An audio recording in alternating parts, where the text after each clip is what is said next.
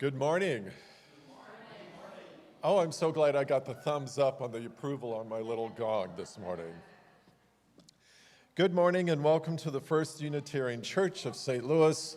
My name is Mike. My pronouns are he, him, his, and I'm happy to be a member of the worship committee. We are glad you could join us this Sunday. If you are a visitor or a newcomer, we'd like to extend a special welcome.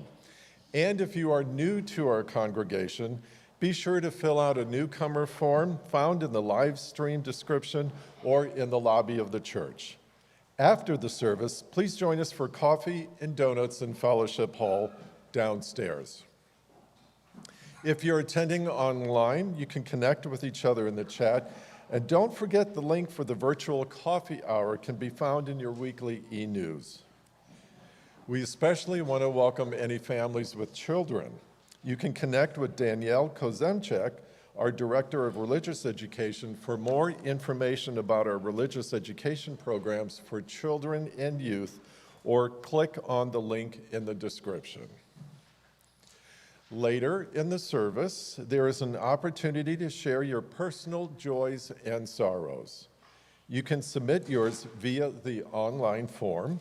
You can find the link in your order of service, in the live stream description, or simply aim your smartphone at QR codes around the sanctuary in your pew and right on the screen.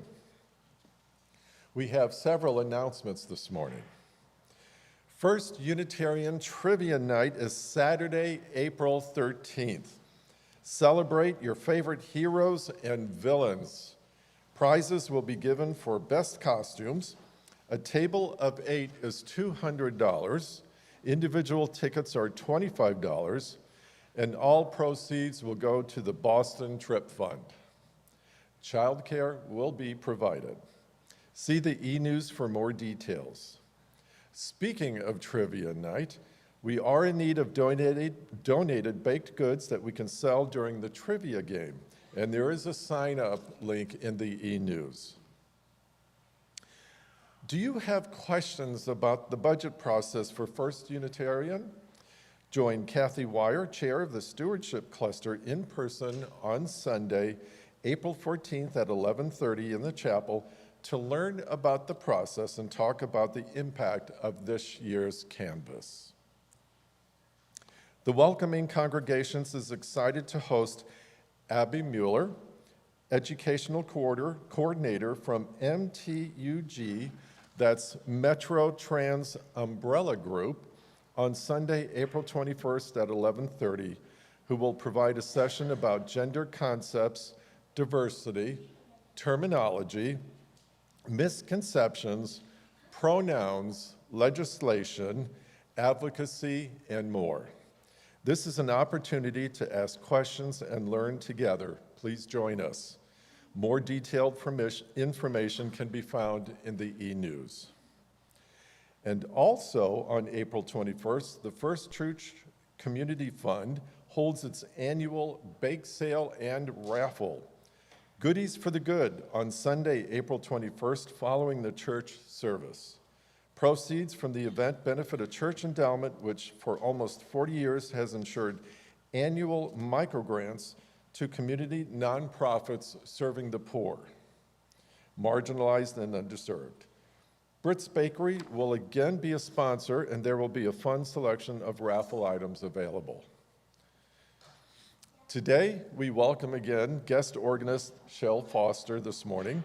Born and bred in St. Louis, Cheryl is enjoying a retirement full of family, friends, music, hiking, photography, and travel, with a side of finally learning how to cook. Kayaking and landscape design are the newest passions for 2024. This is Cheryl's third time with us, and we are very glad to have her here this morning. You're welcome. Welcome to this religious community where we affirm the dignity and freedom of all who enter.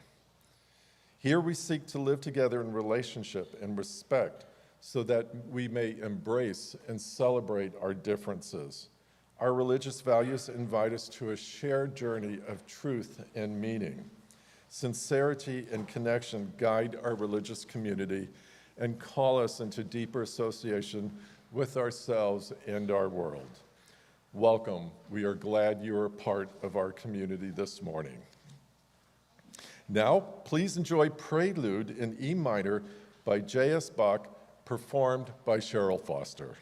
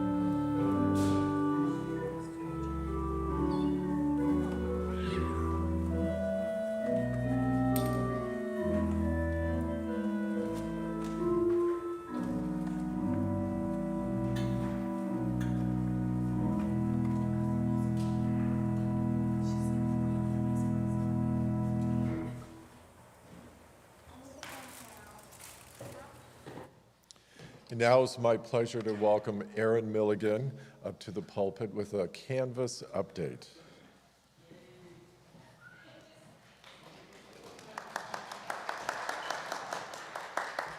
Good morning. My name's Erin Milligan, and I have one final Canvas update for you for the 2024 Canvas, which is officially over, I think, as of today. Our church has raised $396,704, which means that we made 92% of our goal.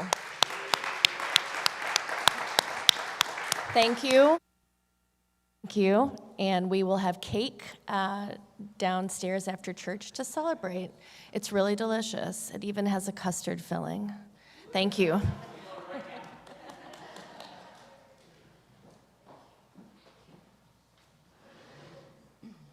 Thank you, Erin. Good morning. I'm Sue Fazio. I use she, her pronouns, and I serve this congregation on the worship committee. And I'd like to welcome my family here today, who are from Littleton, Colorado.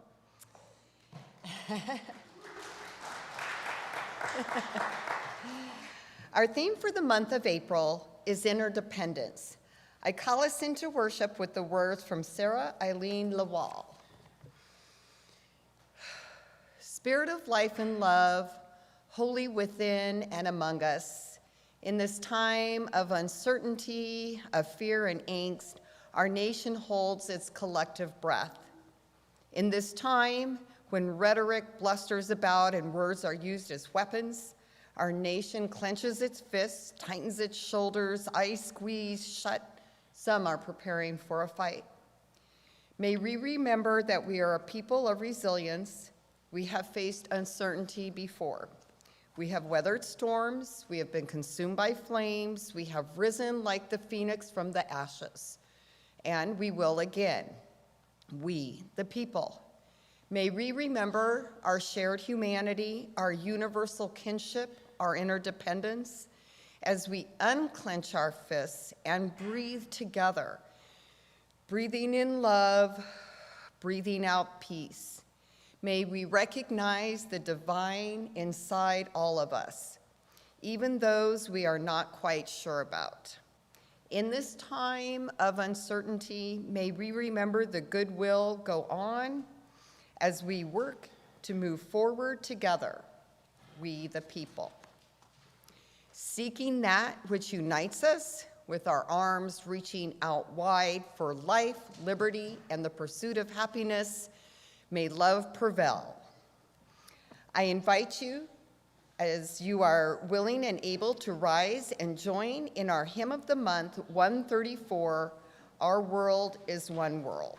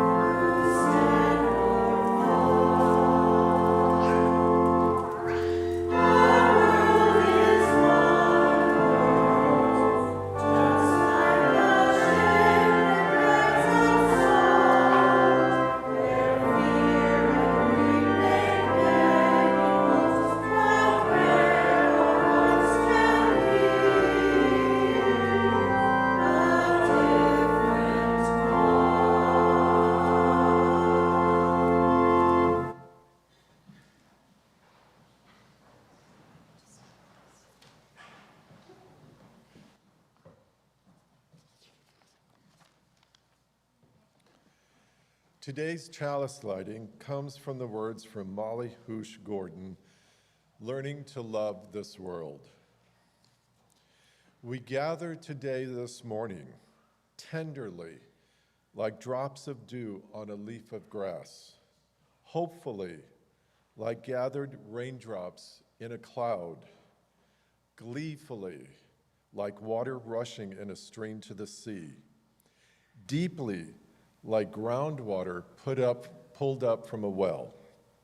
We gather from every direction for another year of growth and depth, another year of companionship and hope, another year of learning to love this world. We gather like the water that joins us across all of creation, the water that connects us within and without, merging and flowing across the entire world.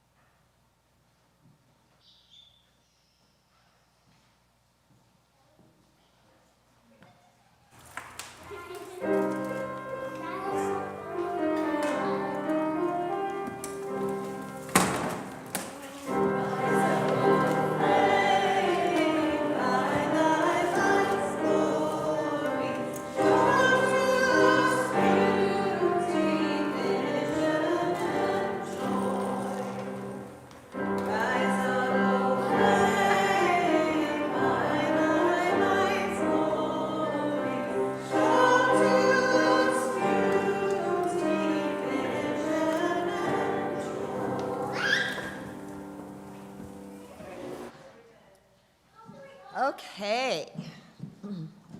I'm going to read the story of all ages. I'm going to stay up here for the mic. So our story, any children that want to come up, please come on up. Great, thank you.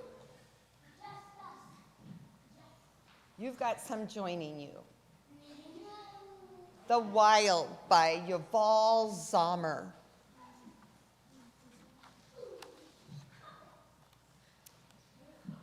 Once upon a time, somewhere not far away, was the wild. Everything found a place in the wild, and the wild welcomed all.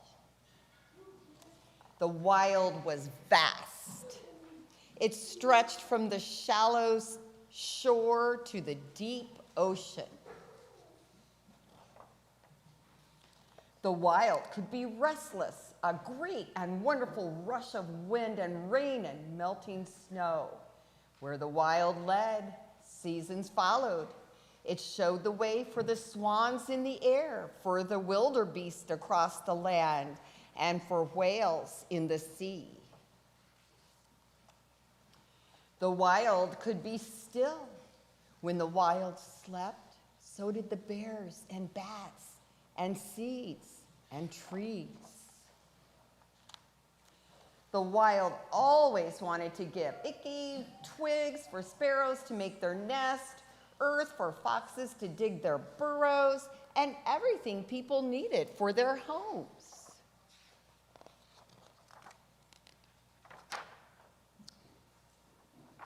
And then flip. People lived lightly in the wild, and they took care of it, just as it cared for them. The wild was so huge and giving that there will always be enough for us, they said.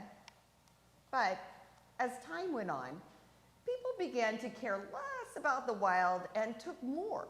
They plowed and mined and drained, they burned and dumped and built. They did not notice that the wild was losing its deep green forests or its bright white ice. One day, a child looked out his window and he saw that something had changed. "Why does the wild seem so weak?" he asked, but nobody listened.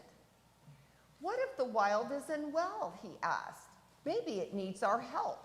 But everyone just said, "The wild is so huge and giving that there will always be enough for us." The boy watched and worried. And then, one day, the wild was no longer able to give. What the wild needed was a voice to make people notice. This time, the boy was not afraid to speak. "Stop," he said. "We are hurting the wild. The wild is huge and giving, but there will only be enough for us all if we take care of it." The boy's voice was joined by many others, and their words were loud and clear. Soon, every voice was shouting for change, and every change in someone's mind, in someone's home, in someone's city, made a difference. The changes filled the wild with hope. It stretched its wide arms across the seas. It took its leafy hair and breathed fresh air once more. Slowly, slowly, the wild was able to give again. But this time, nobody took without giving something back. Once upon a time, once upon our time, somewhere not very far away is the wild. The end. And now we will sing the kids to their religious education class.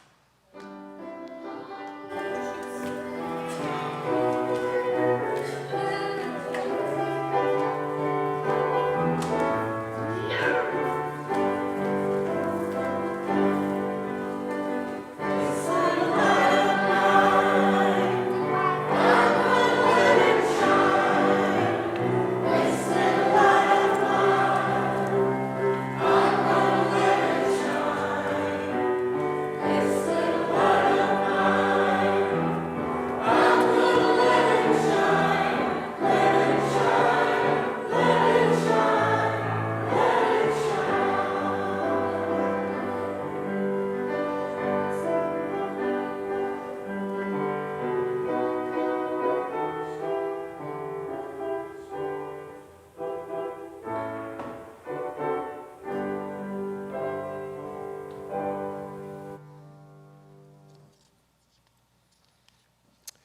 Each week, we bring our joys and celebrations, sorrows and concerns with us to this community. There they are. Thank you, my handsome assistant.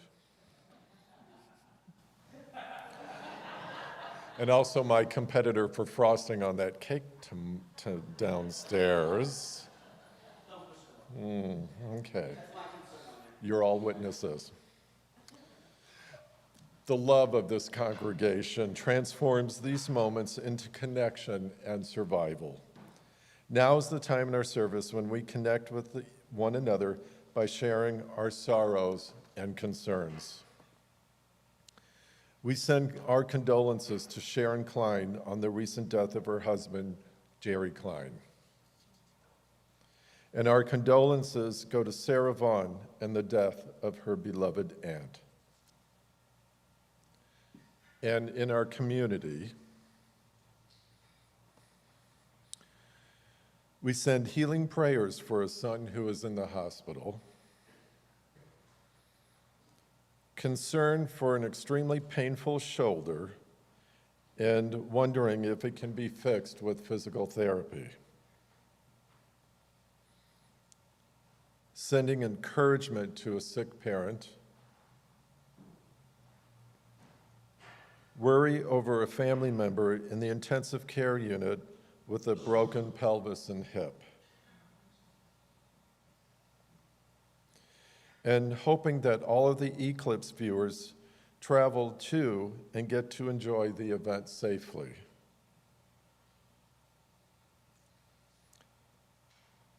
Concern for a younger daughter's search for a summer internship, and also great concern for the ongoing strife in Gaza.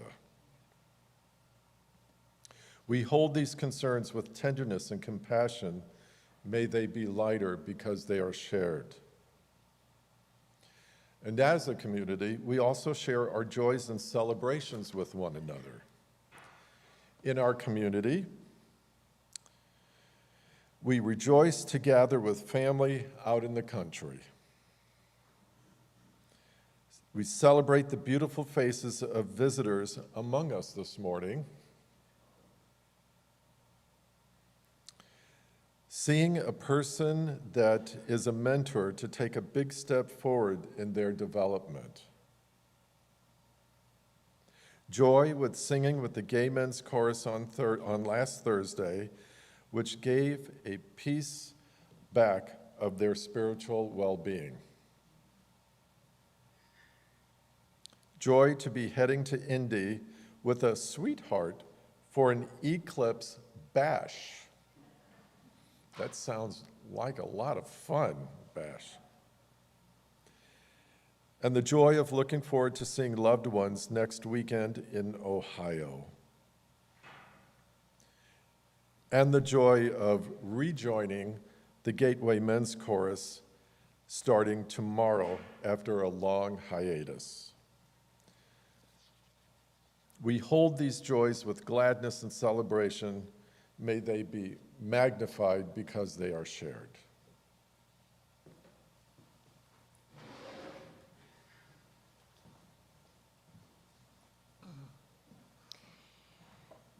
With many joys and concerns remaining unspoken in our hearts and minds, please join me in a spirit of prayer and mindful attention with these words by the Reverend Maureen Killeron. Spirit of life and love, holy within and among us, here we are gathered, called by our sense of urgency or duty or the longing for community, called to be together on this day. Here in this space, we are called to hold ourselves accountable to our values, to remind ourselves of these hopes and dreams and possibilities for which sometimes in the rough and tumble world, it can be hard to hold on to. Here, this morning and every morning, we are called to do our part in weaving the tapestry of human community. Here, in this sanctuary, some of us have come in pain, the pain of loss, the pain of transition, the pain of loneliness. We pray you find solstice here. Sorry, that would be solace. I am on this.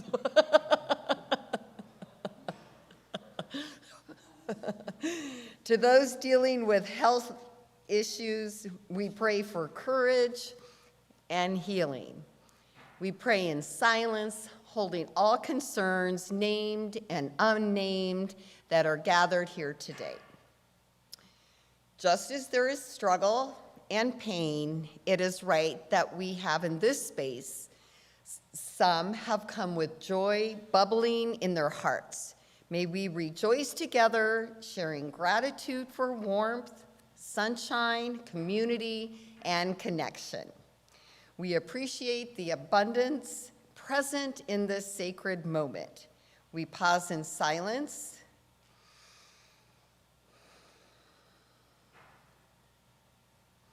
Holding all the joys, named and unnamed, that are gathered here today. May our shared silence be a blessing on our hearts, on this community, and to grace the wider world. Amen, and blessed be.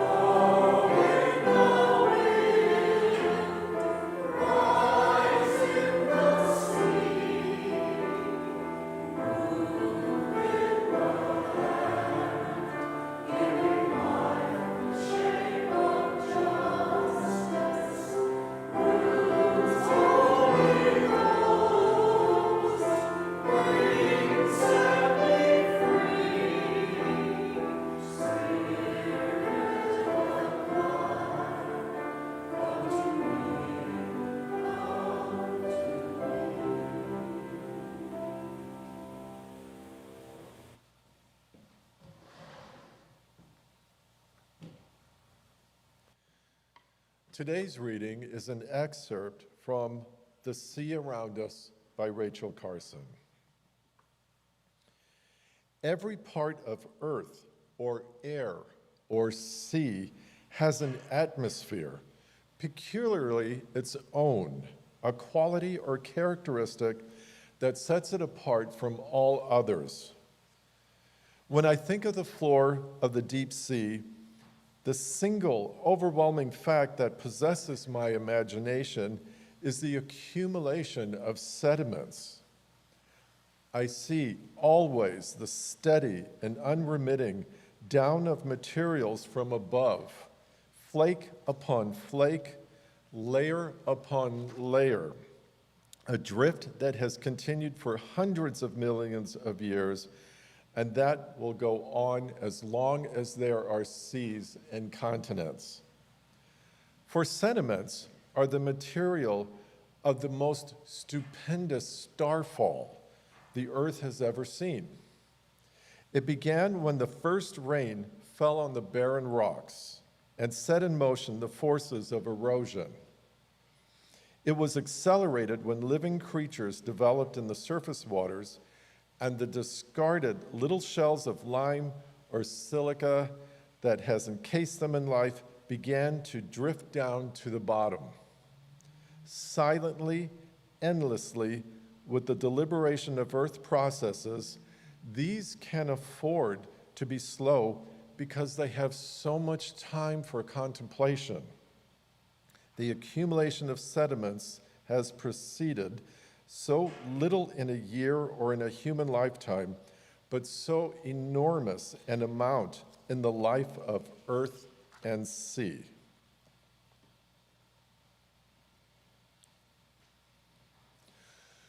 The First Unitarian Church of St. Louis strives to be a welcoming congregation, inspiring lives of loving kindness and integrity by nurturing spirituality, building community, and advancing justice. Your contributions this morning support the mission and ministry of this congregation in the St. Louis region and beyond. This morning's offering will now be received.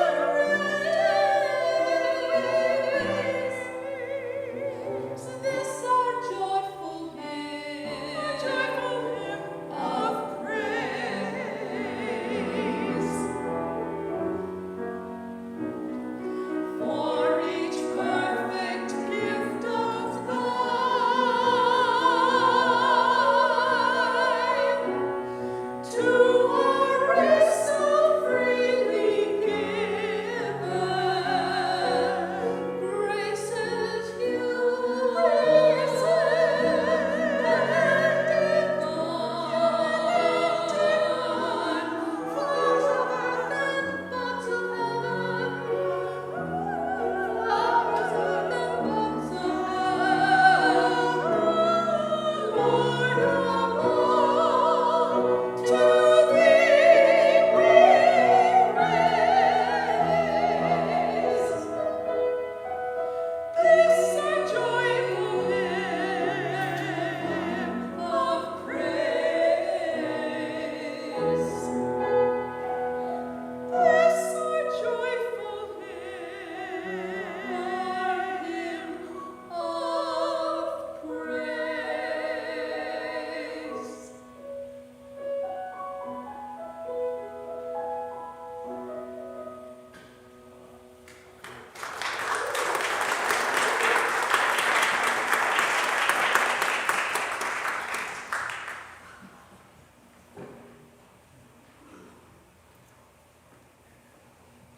Thank you so much. That was so moving.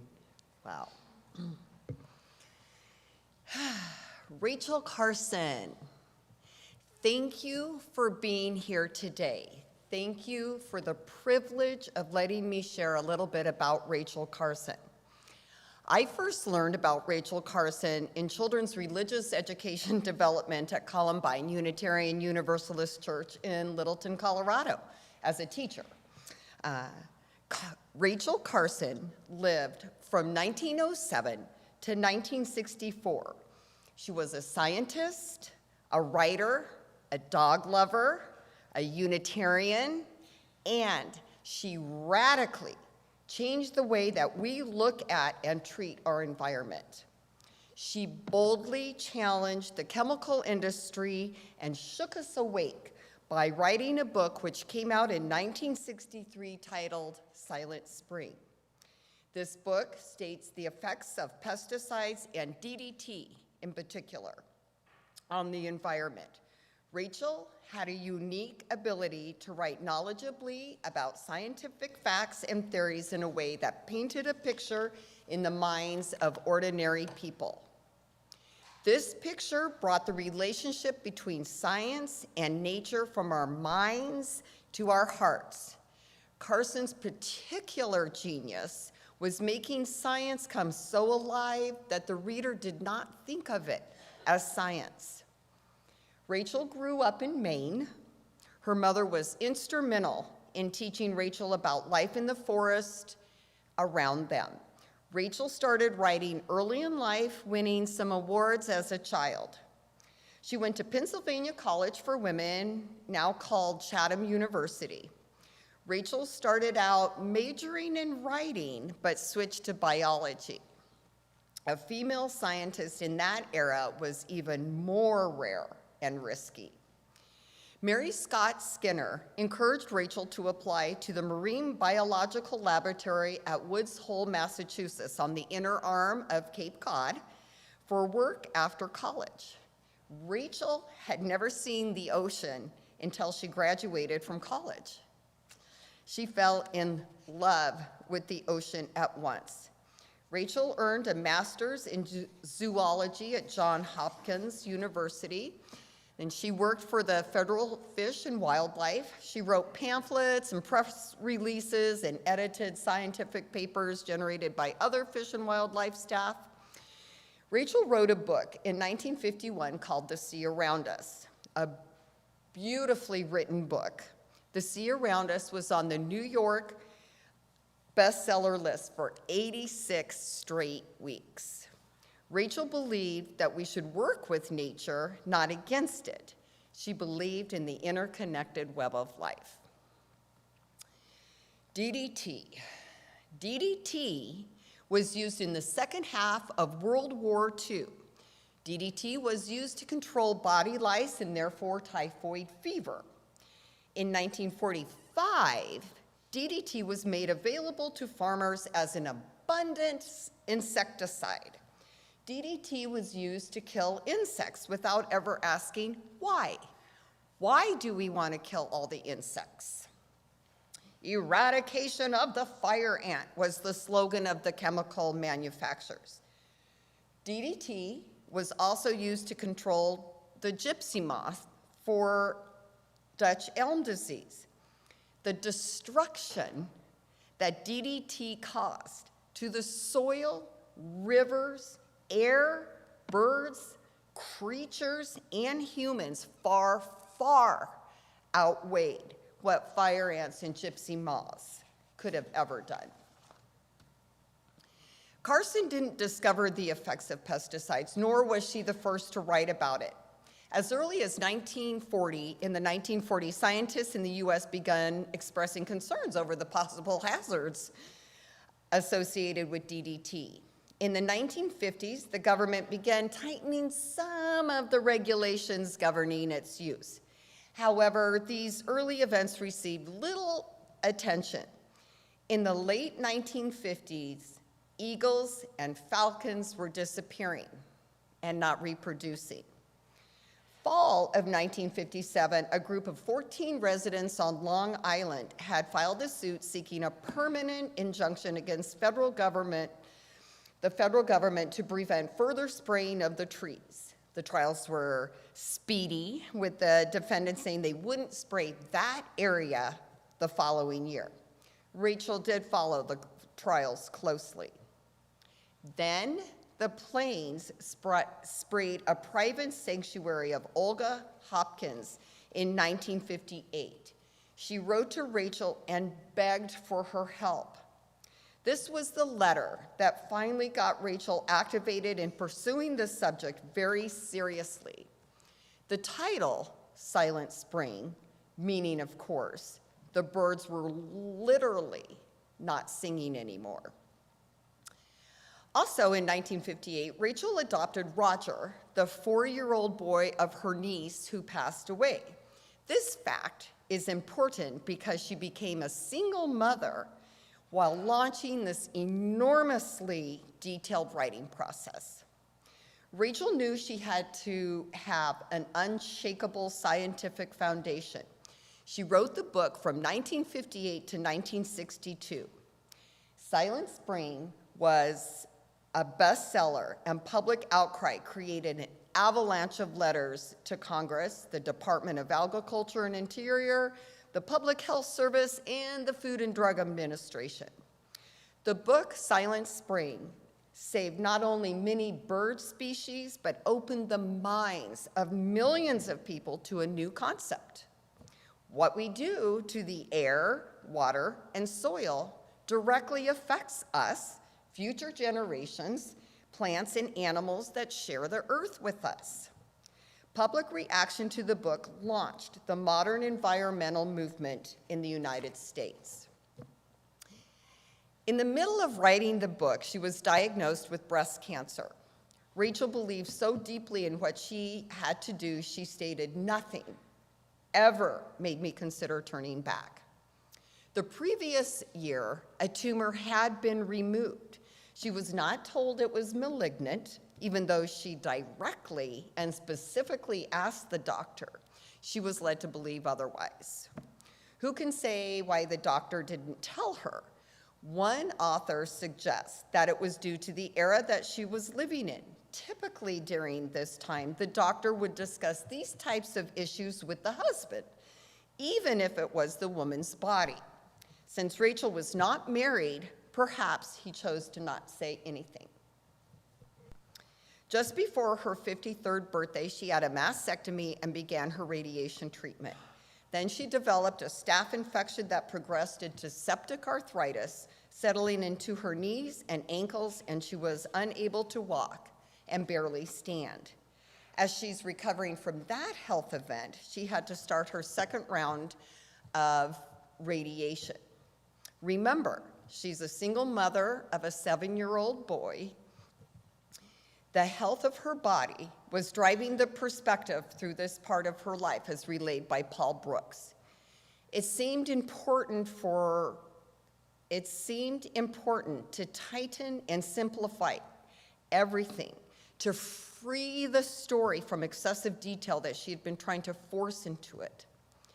From the start, most of Carson's critics chose to ignore her insistence that what was needed was not an end to the use of pesticides, but rather an end to the heedless overuse, a distinction that was lost on people whose economic interests were entwined with chemical controls. But Carson made it clear, "It is not my contention that chemical insecticides must never be used," she wrote. I do contend that we have put poisonous and biologically potent chemicals indiscriminately into the hands of persons who are largely or wholly ignorant of their potential for harm. Dairy farms, animal sanctuaries, and neighborhoods were being sprayed. It was a federal program that started spraying private land without permission. The theory seemed to be if a little was good, a lot was better. One of the scientists who worked on gathering information about pesticides relate an experience of being on a farm where the DDT was 3 inches thick. Everything on that farm was dead. The book was published in September. Almost immediately, a major chemical company threatened to sue. The chemical companies and several government agencies mounted a vicious and well-funded campaign against Silent Spring and Rachel Carson, who was called an hysterical woman who was probably communist. Even the Medical Association fought her. The pesticide industry spent large amounts of money, but it backfired because the campaign generated so much interest in the subject. April 3rd, 1963, a TV news show, CBS Reports, aired. 2 major sponsors pulled out because Rachel Carson was the guest speaker. The show went on anyway. Rachel was filled with cancer. Shoulders, collarbone, spine. She's still taking radiation treatments. I have never had cancer. Family members and friends I know have had to fight cancer. And even on a not so nauseous day with a spouse helping and a recliner to lie in, it is still a struggle to be okay. Rachel had to go on the air and defend her science and restate her firm belief in what she knew was right. This was her last stand.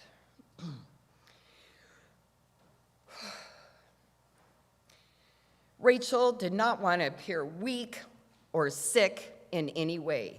Her condition was never made public.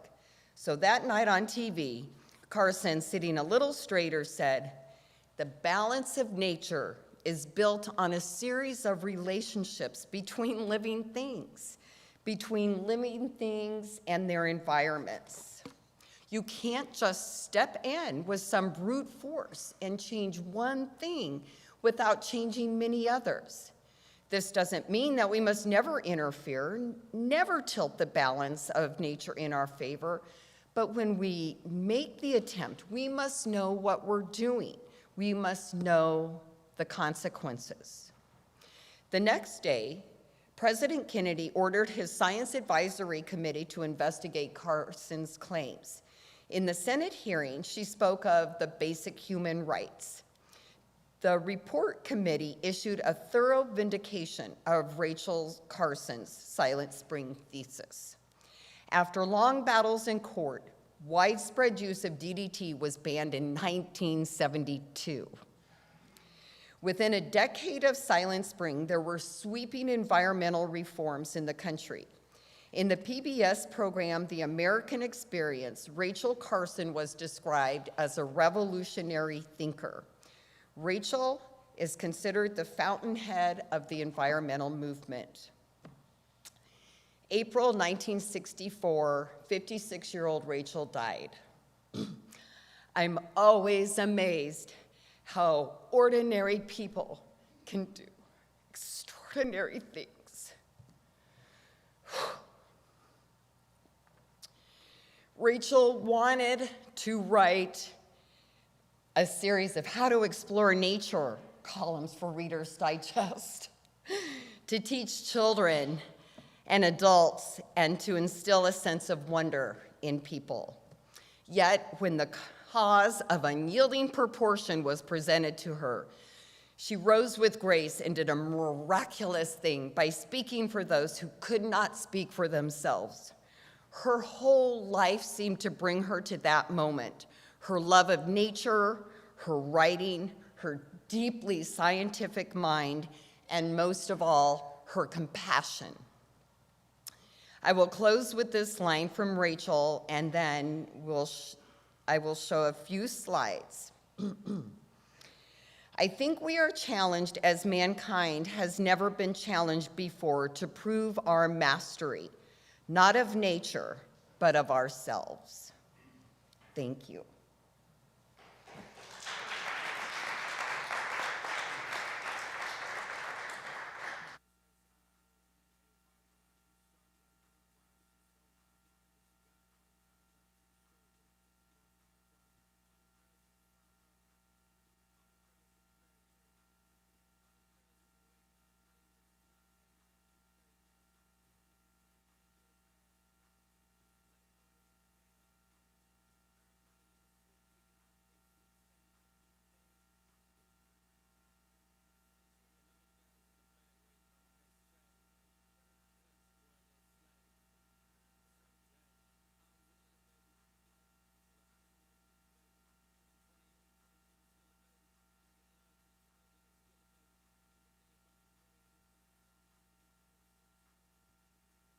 The balance of nature is built of a series of interrelationships between living things and between living things and their environment. You can't just step in with some brute force and change one thing without changing a good many others. Now, this doesn't mean, of course, that we must never interfere, that we must not attempt to tilt that balance of nature in our favor. But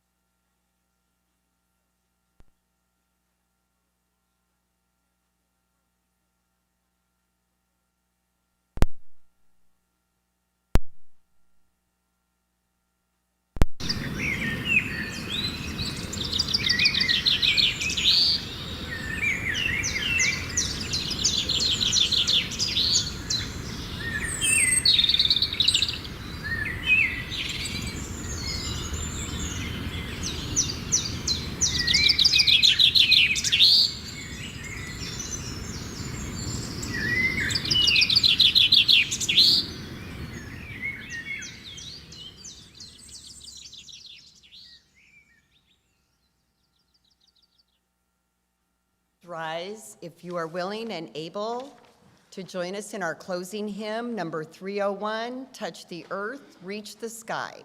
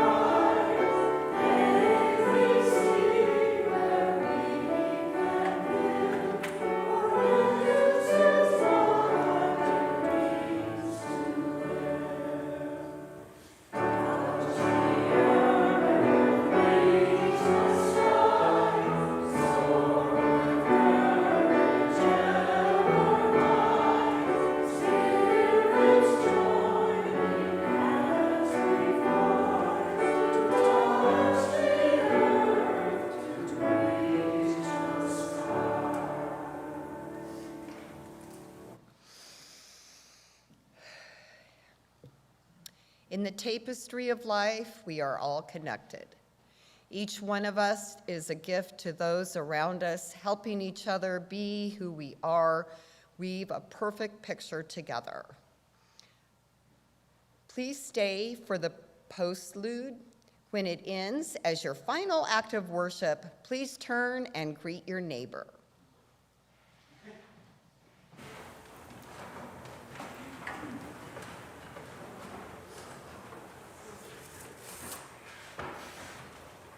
Mm-hmm.